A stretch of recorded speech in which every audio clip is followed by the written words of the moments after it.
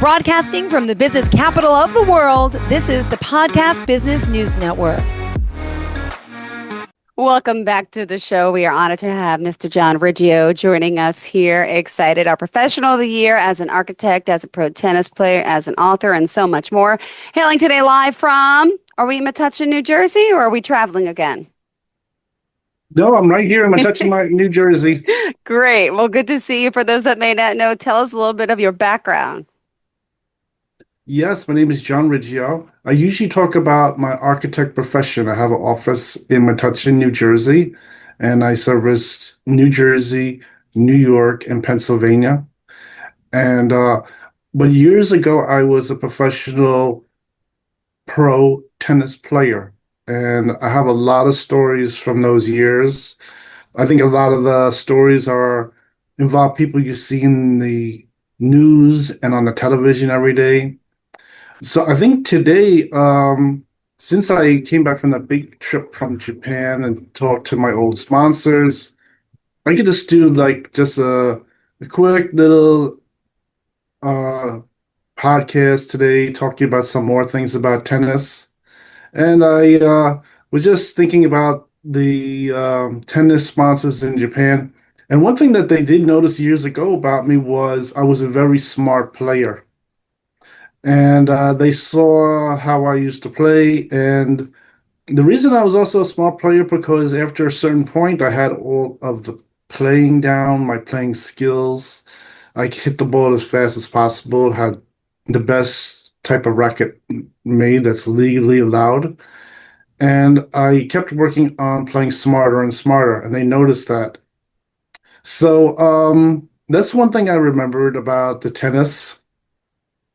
And so I think today also I have my book here on the Kindle. And I was also just remembering years ago about the tennis playing. And one interesting thing is I had was saying I was going to think about more about my grandfather. He was involved with some sport sponsorships years ago, and he liked doing that. He also sponsored one player named John Newcomb. So Okay. I had previously talked about how he sponsored Arthur Ashe, but he was one of the sponsors for John Newcomb. And he wasn't the only sponsor for John Newcomb. Since John Newcomb was from Australia, he was had a lot of support. The players from Australia always have a lot of support coming here, and they're very well organized.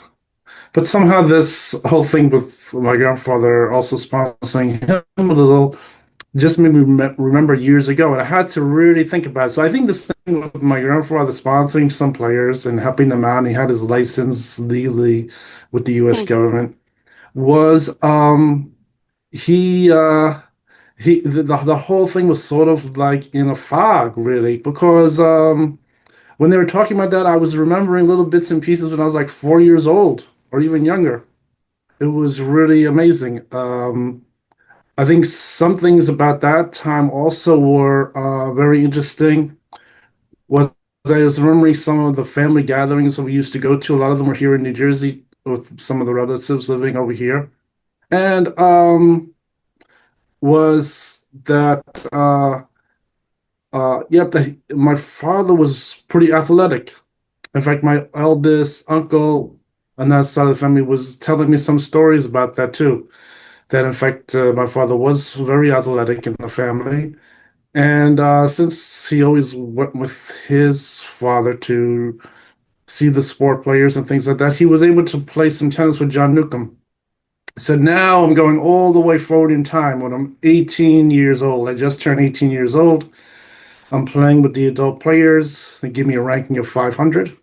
Mm-hmm. And I meet John Newcomb on the court. He comes there as part of the tour. And he is really officially retired. He told Yeah. me that. He's older than me. And but he just by chance somehow he remembered the story of my grandfather, and he did play some tennis with my father just for fun. as he was saying the same thing that my father was very athletic. He was able to play pretty good. And then played the match with him, and he was like, "Oh wow, you're really so advanced a player that he couldn't believe what's happening." So he was Mm-hmm. sort of happy about that. He could see that I was there and I could really play good. But I think the memories of this thing with my grandfather, my father playing some tennis, was really all in like a fog of just remembering just little things when I was younger. I really didn't think about it too much. It didn't really get to me. Those little memories didn't make a difference, really. You still had to play great. You had Mm-hmm. to win the match and everything, play honestly. And but those things were very interesting. Now they're going through all these different things with my book called My Own Court, The Life Story of Tennis Legend John Riggio, that I made remembering all the different memories from years ago. Um, was really, I'm still remembering all these different things. One interesting thing about the whole thing was my grandfather doing this. My father used to go there. It was pretty good. My grandfather was able to make a little money from that. And but in comparison, I was given some comparisons when I was younger too. Yeah. One comparison was really the player Babe Ruth. Oh. Babe Ruth was really the top player in baseball, not in tennis.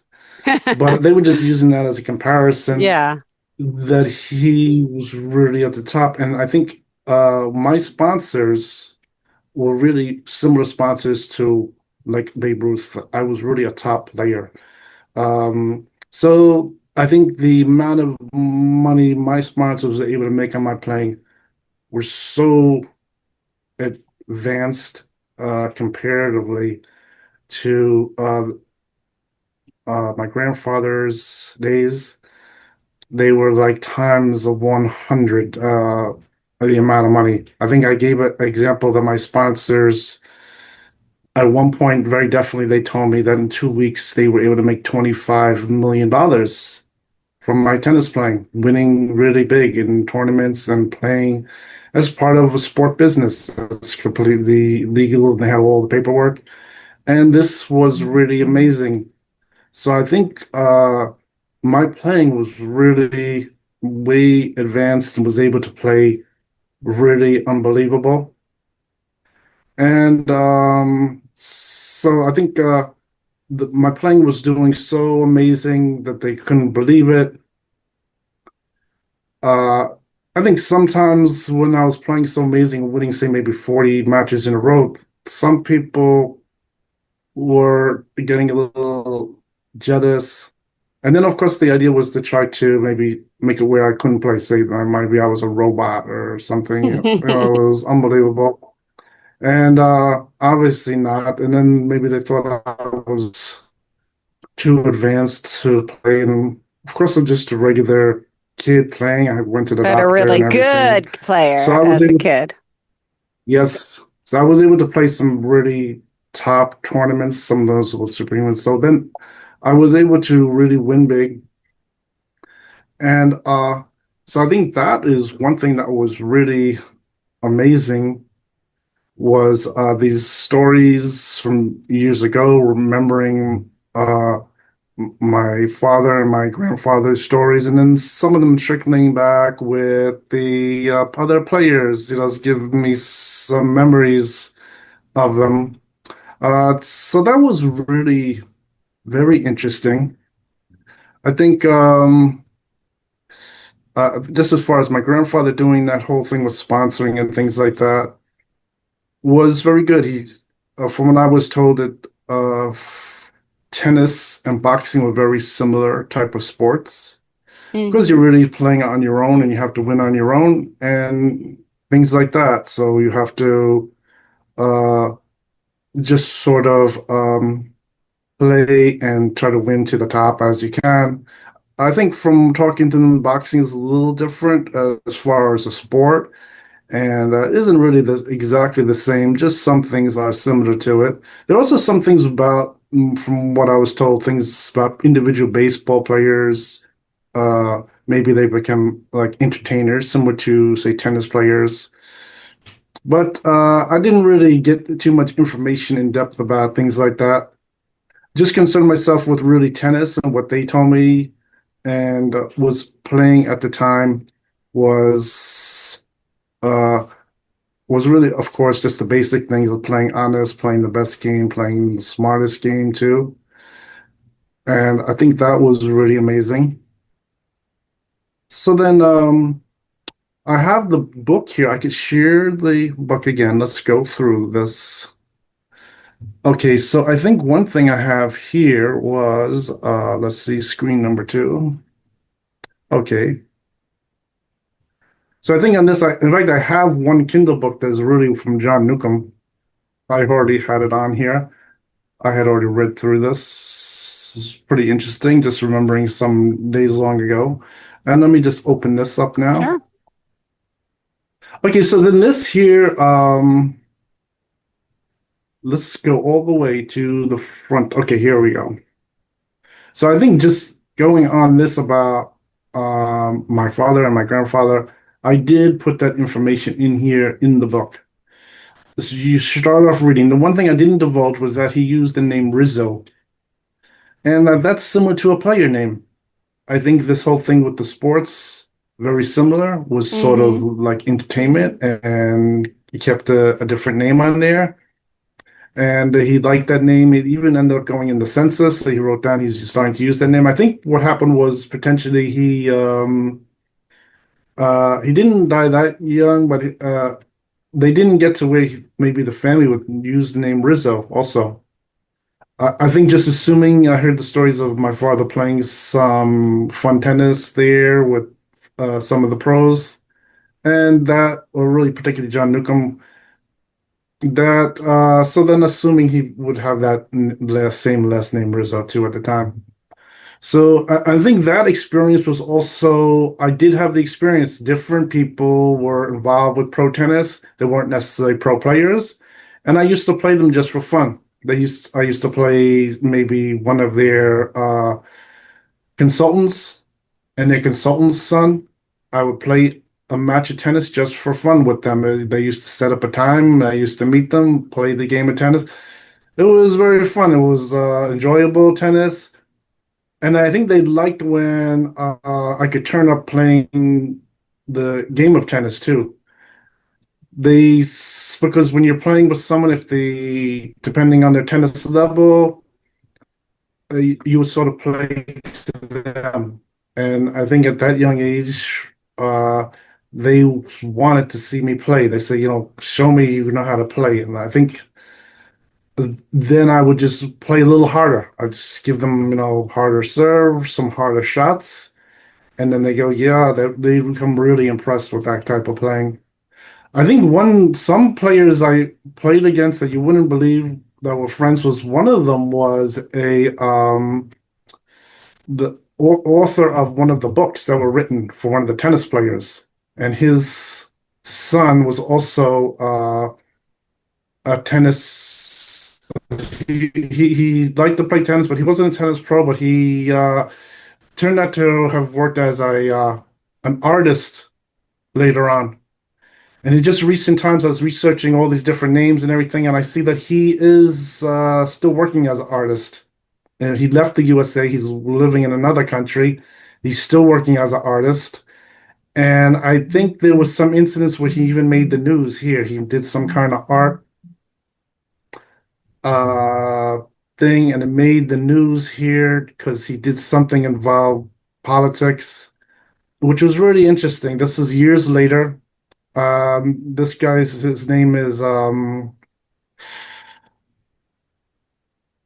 let me just verify his name. I have it here. But what's happened is he was an artist, and he used to um make all kinds of different art, and it's very interesting from playing him. And his this particular person, they also had a family relative that was really big in the Olympics. So I think that whole thing, they sort of felt that that Olympic ability sort of carried on to them, that they were pretty good in playing athletics. And I think it was true, playing some just basic fun tennis with them, they were very good. And but so they really liked it when I could turn up the game against them, that they weren't really going to just beat me for fun, that I could really excel at the game. And let me just get this name here, because what happens, I don't want to say the wrong name. Oh yeah. So that was really George Mendoza, and his son was Ryan Mendoza. So years ago, I played with them, and I think Ryan became an artist, and I think he really had at least one big scene. But he left. He's living in Germany now, and but they were very nice. I talked to them years ago and played some tennis with them. So that is really amazing. And I think that the George Mendoza's daughter is also involved with all kinds of interesting things with communications and things like that. But I never got to meet her. So that was really amazing. So there's all kinds of Yeah. amazing, interesting people that I was doing things with, and years ago. So that's pretty good. I think years ago, George Mendoza offered to write a book for me, but I think that was so young, I was unconceivable for me to really get it really going somehow with him. But that was very nice. And so he was an author that wrote sport books and all kinds of different things like that. And that was just sort of like, since he was around the different pros, I was able to get to make friends with them, play some friendly games of tennis with them. So that is sort of similar to what was going on with my grandfather and my father. There was something similar to like that. But they, since they were involved with some sports, they were able to just play some fun games of tennis. And I Mm-hmm. think that was really interesting. I think the playing those extra games is always really good because it's also within Oh, the confines of playing in a pro world. You're playing in a pro world of tennis. And I think that is another interesting thing. You're talking to people, making new friends, things like that. And that was a very good experience. So I think that that is the same similar type of experience. So I was thinking about all kinds of things like that, and I was able to really get an idea of what was happening. So I think I was always doing things like that, playing those type of games, and I think that was really good. So I think at that age also, since I like playing tennis, I could play any number of tennis matches. They could set up matches. I was always available to play those tennis matches. It was a lot of fun. So this here, I just say some things about my mm-hmm. grandfather. And in fact, this picture here is really on the mother's side of the family from years ago. Aw. This here, so this is, I talk about my father here, that he was able to get some tennis lessons out of that whole thing. And he made a certified 4.5 back then, which is a really excellent player to play 4.5. But then I just talked about my grandfather here a little bit in the book. And so he was doing very good. In fact, my great grandfather did come to America. And from what I was told, he was somewhat stately level, and he had a title also. So he was pretty high up. And I think all those different things helped out my grandfather, Joseph, so he would use the name Joseph Rizzo, Mm-hmm. was doing very good. Like anyone coming here really had to get one of those jobs, made a lot of friends over here at the paper mill in New Jersey, and really liked to work his way up, getting into business, having his business in Brooklyn with the whole shoe, custom leather shoes that were very expensive back then. Mm-hmm. And then also did this whole thing with the tennis and other sports, getting involved with some things like that. So he was doing very good like that. And I show that here in the book. Now, the book, of course, it's about 233 pages. I couldn't really make it a 500-page book initially. So I just abbreviated a lot of things in here. Not every little fact is in here about my grandfather and the names and the people that he helped out and things like that. And I think one interesting thing about those times also was the same thing with that tennis center with the green Hmm. building and the uh, where they have the U.S. Open, was meeting some problems over there. And that was very interesting. I think I had already said the story that instead of going over to the tennis center to watch tennis, we used to go over to Shea Stadium right across the street and watch the New York Mets. And my father was saying the same kind of thing, but all those different things about how tennis really is in a spectator sport. And that particular location was an area you have to really just watch out for. So the going over to the Shea Stadium and the Mets was very good. Just by chance, I won the lottery at the Shea Stadium watching the Mets when I was a very young kid, and they had me walk out onto the field there, walked out onto the baseball diamond, and they gave me a little gift, which is very nice, and everyone was there. So that was a really very interesting thing when I was young. Funny things used to happen like that. So this is so I told all kinds of interesting stories about that. I was saying also about my heritage a little bit. And the reason why is because years later on Court 33, right there at the National Tennis Center in Flushing, New York, where they played the US Open, there was interesting pressures coming on. They were telling me I need a big sponsor. Then they tell me I need someone to um, vouch for me, like royalty, and Oh, really from some royalty. line Whoa, of whoa, whoa. I didn't know this story. yes, yes, and then from a line of communication, it went all the way to the Prince of Savoy, really coming there to my court with his parents and really giving Wow. me a knighting. And it was really very real. And the forces on whoever was questioning this whole thing, I was told by Vitas Gariolitis that they recognized this whole knighting and somehow that was clearing some requirements that they had there. I have no idea what it was all about. It was a very nice experience. I think I turned the whole thing into a very nice experience. I played Sergio Tacchini from Italy. He came there, played a very nice match of tennis, and they all watched the match and were cheering for me. That was really amazing. So I think that was one interesting thing. So that's why this whole thing going back to my grandfather and some things about my heritage I left in there because years later, let me just move ahead in this and let me just show you the some things here. And this is court 33.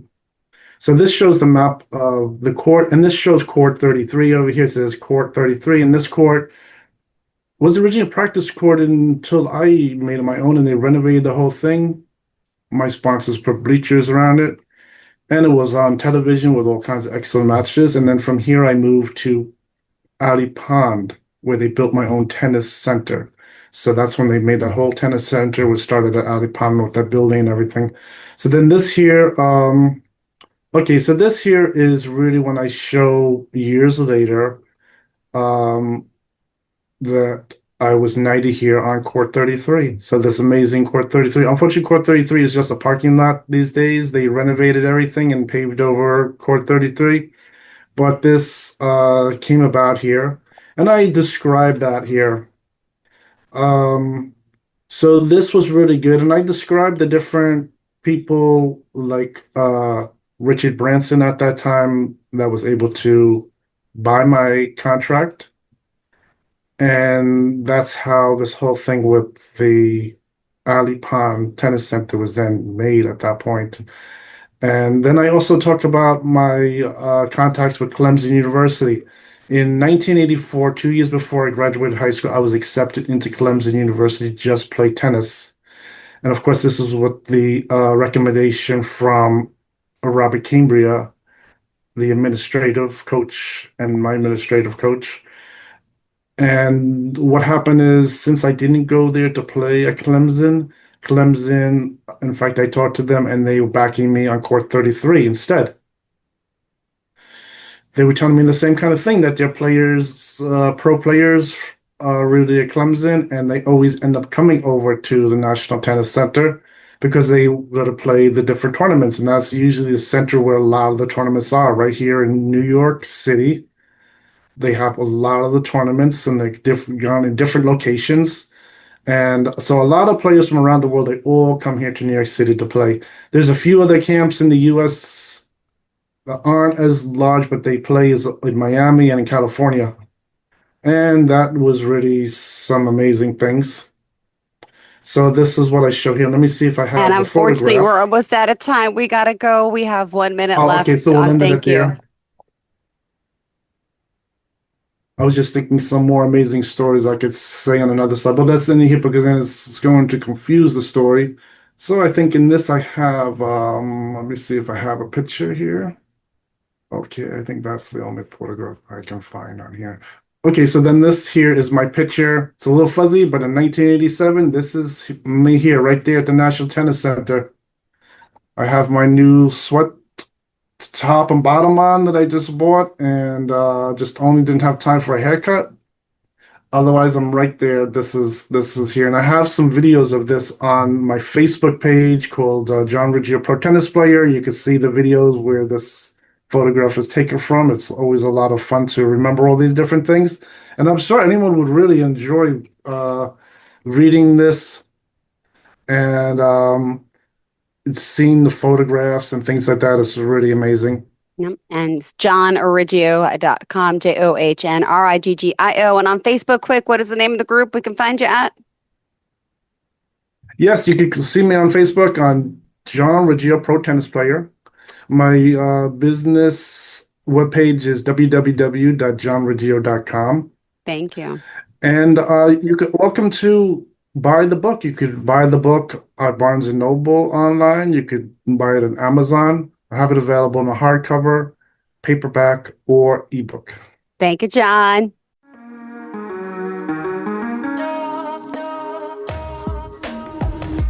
Broadcasting from the business capital of the world, this is the Podcast Business News Network.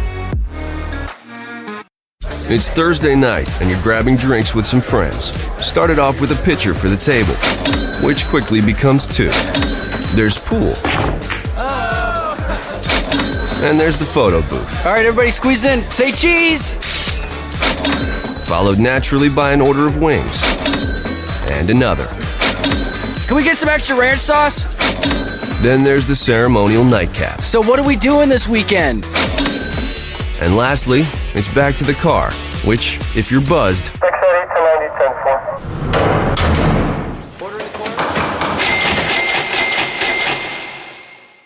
could be the most expensive night of your life.